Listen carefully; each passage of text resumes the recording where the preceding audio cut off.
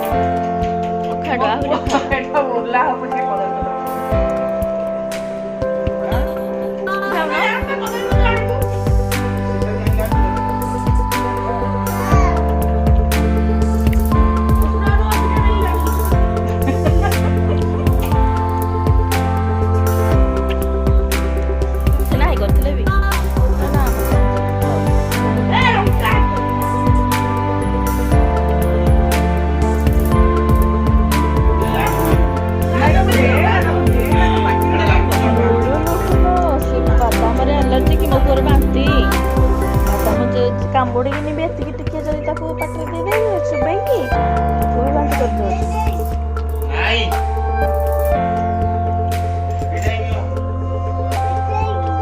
ना ना तुम खाइस कि न जहा दबु पचार के दियो एई बादाम दादा आनी हला रोमु नाइ से दउ नै ताको सबुथिरे म सबुथिरे जा हाल भी रहबे नै एते छोट छोट अछि गोटे करे नाही सबुथिरे कोन खाली गोटा मारा